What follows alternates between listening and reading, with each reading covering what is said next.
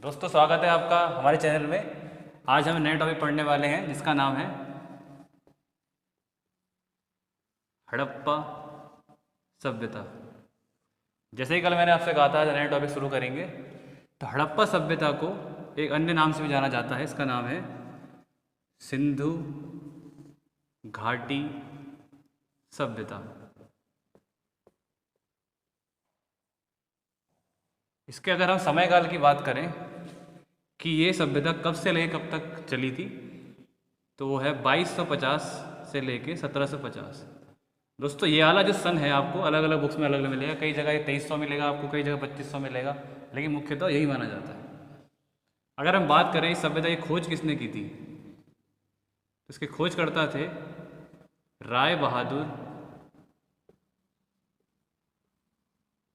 दयाराम साहनी। दोस्तों पैसे से ये कि पुरातत्वविद थे, पुरातत्वविद। पुरातत्वविद दोस्तों क्या होता है, इसको इंग्लिश में हम कहते हैं आर्कियोलॉजिस्ट। और जिस डिपार्टमेंट में काम करते थे उस डिपार्टमेंट का नाम है ASI। इसकी पूरी फुल फॉर्म होती है archaeological survey of India. Archaeological survey of India. दोस्तों इस संस्था का काम होता है हमारे देश में जितनी भी प्राचीन इमारतें हैं, प्राचीन मंदिर हैं, जो भी ऐसी चीज़ है जो हमारे इतिहास से रिलेटेड है, उसकी खोज करना और उसकी देख रेख करना। इसी संस्था के सदस्य थे हमारे राय बहादुर दयाराम साहनी। दोस्तों इस संस्था की शुरुआत हुई थी वो 1861 में हुई थी, और जो इसके पहले महानिदेशक थे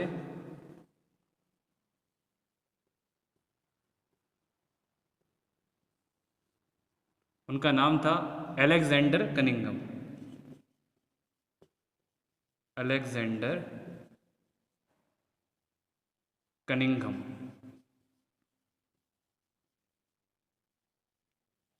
दोस्तों यहाँ से एग्जाम में कई बार क्वेश्चन आ चुका है कि इंडिया में पुरातत्वविद का जनक किसे कहा जाता है, तो उसका आंसर है अलेक्जेंडर कनिंघम। दोस्तों हम बात करते हैं सिंधु घाटी सभ्यता की, तो ये मुख्यतः पाकिस्तान और नॉर्थ इंडिया में फैली हुई थी। ये मैं आपको मैप के माध्यम से समझाऊंगा अभी थोड़ी देर में। अगर हम बात करें इसका जो आकार था वो आयताकार था, सॉरी माफ़ कीजिएगा त्रिभुजाकार था। और ये 4 पॉइंट इसके जो सबसे ईस्ट पॉइंट है, वेस्ट, नॉर्थ और साउथ, सबसे जो इसका पूर्वी पॉइंट है मैं आपको मैप के माध्यम से समझाना चाहूँगा।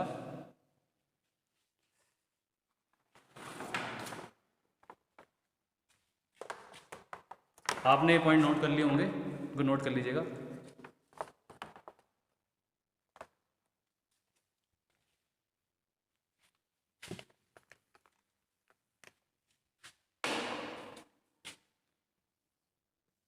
दोस्तों इसका सबसे पूर्वी जो पॉइंट है वो मेरठ में, मेरठ कहाँ है आपका, यूपी में एक जगह है हिंडन नदी के किनारे। हिंडन नदी के किनारे उस जगह का नाम है आलमगीरपुर। दोस्तों ये रहा यूपी।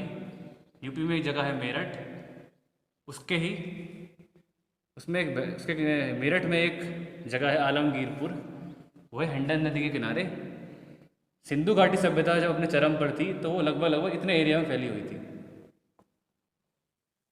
इस एरिया का जो सबसे पूर्वी पॉइंट है वो आपको मिलेगा मेरठ में, आलमगीरपुर में, और इसका आकार है वो है त्रिभुजाकार। त्रिभुजाकार जैसे कि आपको पहले बता चुका हूँ। अगर हम बात करें इसके सबसे उत्तरी पॉइंट की, तो वो जम्मू एंड कश्मीर में एक जगह है चिनाब नदी के किनारे। चिनाब नदी के किनारे जगह का नाम है मांडा। अगर हम बात करें इसके सबसे दक्षिणी पॉइंट की, तो वो गोदावरी नदी के किनारे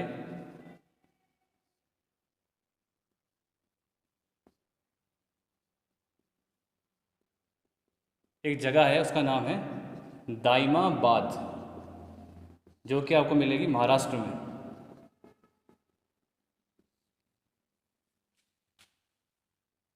अगर हम बात करें इसके सबसे उत्तरी पॉइंट की, माफ़ कीजिएगा सबसे पश्चिमी पॉइंट की, तो आपको बलूचिस्तान में एक जगह है, उसका नाम है सुत कांगेडोर। सुत कांगेडोर, सुत कांगेडोर। ये जो जगह है एक मकराना तट है वहाँ पे, उसके किनारे मकराना तट, समुद्र का एक तट है, मकराना समुद्र का नाम होगा, उसका एक तट है, जगह का नाम है सुत कांगेडोर। दोस्तों आप तट तो नहीं पूछेगा, लेकिन आपसे इसके सबसे पूर्वी पॉइंट, पश्चिमी पॉइंट, उत्तरी दक्षिणी पॉइंट पूछ सकता है। ये सारे पॉइंट किस राज्य में आपसे भी पूछ सकता है। इसका आकार क्या था मैं पहले बता चुका हूँ, त्रिभुजाकार था। अगर हम बात करें सभ्यता को, कांस्य युगीन संस्था कहा जाता है, माफ कीजिएगा कांस्य युगीन सभ्यता।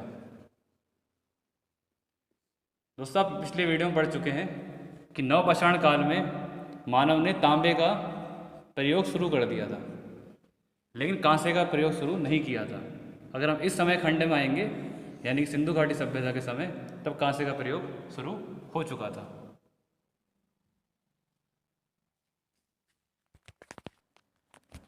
दोस्तों इसमें जो नया हम टॉपिक पढ़ने वाले हैं, उसमें जो सिंधु घाटी सभ्यता के अंदर अलग अलग महत्वपूर्ण स्थान रहे हैं, जैसे मोहनजोदाड़ो, कालीबंगा, लोथल, उनकी खोज किस किसने की थी, वह कौन सी नदी के किनारे थे और किस सन में हुई थी। तो यहाँ से भी आपके एग्जाम में क्वेश्चन आते हैं, तो उसको पढ़ने वाले हैं हम। उसको पहले यहाँ पे नोट कर देता हूँ, तथा इसको नोट कर लीजिए।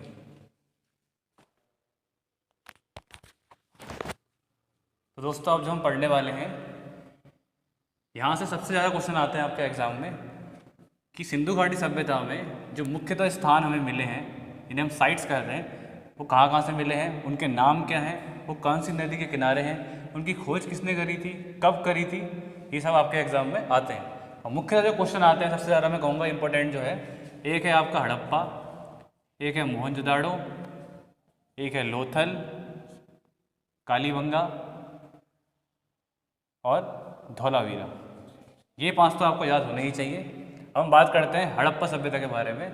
हड़प्पा सभ्यता जो है रावी नदी के किनारे है। रावी नदी के किनारे भी जो मुख्य स्थान है उसका नाम है मोंटमोंगरी जिला, मोंटमोंगरी डिस्ट्रिक्ट। ये पाया जाता है पाकिस्तान में। तो हड़प्पा हमें कहाँ मिलेगी, पाकिस्तान में, तो यानी कि आज के समय में हम वहाँ जा नहीं सकते। मोहनजोदाड़ो की बात करें तो वो लरकाना में है। लरकाना एक स्थान है जो सिंध में पाया जाता है। सिंध जो जगह है पाकिस्तान में है, इसकी जो खोज करी है वो राखलदास बनर्जी ने करी है, और ये खोज जो हुई है वो 1922 में हुई है। तो आप देखेंगे कि ये जो खोज हुई है आज़ादी से पहले की है, इसलिए राखलदास बनर्जी इसकी खोज कर पाए। आज के समय में हम वहाँ जाके खोज नहीं कर सकते, उसको देख नहीं सकते, क्योंकि ये इलाका पाकिस्तान में पाया जाता है। कालीबंगा एक स्थान है जो घग्गर नदी के किनारे है, इसको कहीं कहीं सरस्वती नदी भी कहा जाता है। ये स्थान पाया जाता है राजस्थान में। इसके जो खोज करता है वो बीबी लाल और बी के थापर है। इसकी खोज हुई है 1953 में। अगला स्थान है रोपड़ जो सतलज नदी के किनारे है, इसका स्थान है पंजाब। खोज करता है इसके यज्ञदत्त शर्मा, और इसकी खोज 1953 से स्टार्ट होते होते 1956 में ये पूरा ख़त्म हुआ। अगला है बनावली जो कि रंगोई नदी के किनारे है, स्थान है इसका हरियाणा। रविंद्र सिंह बिष्ट ने इसकी खोज की थी और स्थान है 1974। अगला है धौलावीरा जो लूनी नदी के किनारे है, और लूनी नदी आपको पता है गुजरात में निकलती है, और ये गुजरात में ही बहते बहते सूख जाती है, क्योंकि इसके अंदर इतना पानी नहीं होता है कि ये किसी समुद्र में जाके गिर सके। गुजरात में कच्छ में ये आपका धौलावीरा पाया जाता है, जगह है। खोज करता है इसके रविंद्र सिंह बिष्ट ही है यहाँ पे, और 1990 में इन्हें खोज करी थी। अगला स्थान है हमारा लोथल। लोथल जो है भोगवा नदी के किनारे है। स्थान जो है अहमदाबाद में पाया जाता है। अहमदाबाद कहाँ की राजधानी है, गुजरात की। इसकी खोज करता है यज्ञदत्त शर्मा। तो यज्ञदत्त शर्मा ने एक रोपड़ की खोज करी है और एक लोथल की खोज करी है, और इसका जो सन है खोज का वो है 1954। अगला स्थान है हमारा चन्हू दड़ो। चन्हू दड़ो ये नदी है सिंधु नदी के किनारे। स्थान है लरकाना। लरकाना कहाँ है, पाकिस्तान में। इसकी खोज करता है M.G. मजूमदार, और इसकी खोज जो हुई है वो 1931 में हुई है। अगला स्थान है हमारा कोट दीजी।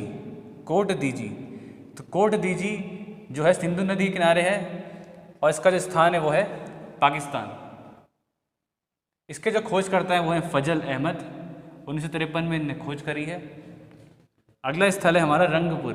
रंगपुर जो स्थान है वो मादर नदी किनारे है। मादर स्थान है काठियावाड़, काठियावाड़ी ज़िला है गुजरात में, जो गुजरात में है, ठीक है। इसके खोज करता है माधव स्वरूप और बीबी लाल, दो खोज करता है इसके। और इसकी खोज हुई है 1951 से स्टार्ट हो गई, 1953 तक चली है। तो दोस्तों आप इन सबको नोट कर लीजिएगा, एग्जाम पॉइंट ऑफ व्यू से बहुत ज़्यादा अच्छे हैं। आपसे सबसे क्वेश्चन आता है इनकी खोज करता कौन थे। मुख्यतः जो क्वेश्चन आपका आता है वो पूछता है कि हड़प्पा किस इस नदी के किनारे है, या कालीबंगा किस नदी के किनारे है, या कालीबंगा किस राज्य में पड़ता है, किस इलाके में पड़ता है। तो मुख्यतः इन 3 चीज़ों से क्वेश्चन पूछे जाते हैं और ये 5 जो हैं सबसे ज़्यादा इंपॉर्टेंट, तो आप इनको नोट कर लीजिए।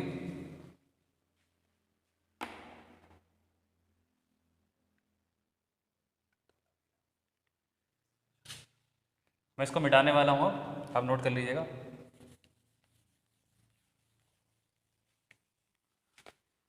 आपने स्क्रीनशॉट ले लिया होगा, नहीं तो आप बैक जाके स्क्रीनशॉट ले सकते हैं।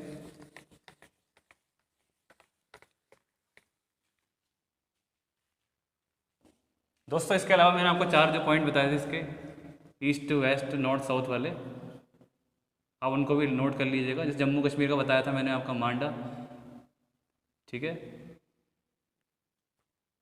और मैंने आपका मेरठ में आलमगीरपुर इंडियन नदी के किनारे बताया था आपको, आप पीछे वीडियो में जाके देख सकते हैं। और तो ये चारों जो पॉइंट है, चारों साइट्स हैं, ये भी इसी का हिस्सा है। तो दोस्तों इसकी जो देखा जाए तो हड़प्पा सभ्यता की आपको 50 से ज़्यादा साइट्स मिल जाएंगी और आज भी इसकी खोज जारी है, क्योंकि आप देख ही रहे हैं कि कितने बड़े बड़े स्थान में फैला हुआ है। आज कई जगह बिल्डिंग्स बन चुकी है तो वहाँ हम खोज तो कर नहीं सकते, तो कई जगह आज भी खोज चल रही है, कई सारी साइट्स हैं। लेकिन एग्जाम पॉइंट ऑफ व्यू से यही अच्छा है, तो हम उसी को पढ़ेंगे। तो कल मैं आपको मिलूंगा नई वीडियो के साथ। हड़प्पा सभ्यता का हम एक और पार्ट लेके आएंगे, क्योंकि इसमें कई सारे इंपॉर्टेंट पॉइंट अभी बचे हुए हैं। तो मिलते हैं कल, तब तक के लिए जय हिंद।